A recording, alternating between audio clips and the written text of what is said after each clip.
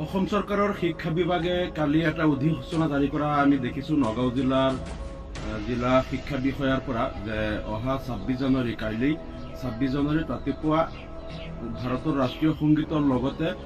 বন্দে মাতৰম গীতটো বাধ্যতামূলক হিচাপে সকলো শিক্ষানুষ্ঠানত গাব দিয়া হৈছে আৰু বন্দে মাতৰম গীতটো গাই পেলাই এইটো ভিডিঅ' কৰি তেওঁলোকৰ এপছত আপলোড কৰিবলৈ নিৰ্দেশ দিয়া হৈছে। কিন্তু এই বিষয়টোত আমাৰ অলপ ক'ব লগা আছে যে বন্দে মাতৰম গীতটো সকলোৱে বাকী য'ত হিন্দু শিক্ষাৰ্থীসকল আছে যিবিলাক শিক্ষানুষ্ঠানত তেওঁলোকে গাওক, আপত্তি নাই।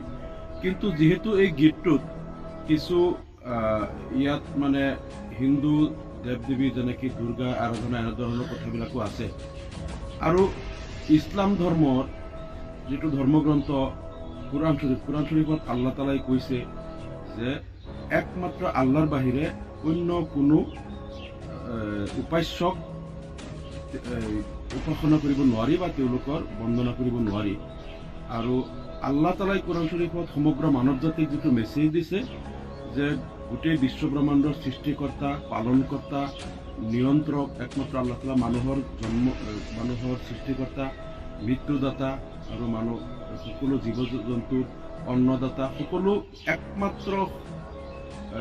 ক্ষমতাৰ অধিকাৰী আল্লাহ আৰু আল্লাহৰ বাহিৰে অন্য কোনো উপাস্য দেৱ দেৱীৰ উপাসনা কৰাটো আটাইতকৈ ডাঙৰ গুণা। ইছলাম ধৰ্মত আটাইতকৈ ডাঙৰ কবিৰা গুণা বুলি কয়, আটাইতকৈ ডাঙৰ মহাপাপ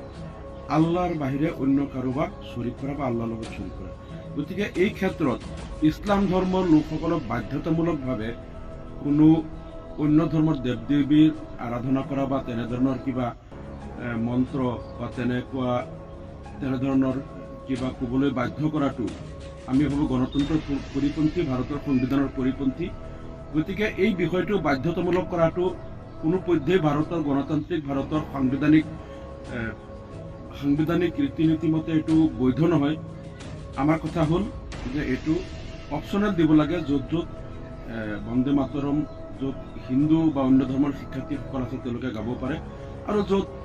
সকলো মুছলমান শিক্ষাৰ্থী আছে তাত অপশ্যনেল, যদি ক'ৰবাত কোনোবাই গাব পাৰে, কিন্তু বাধ্যতামূলকভাৱে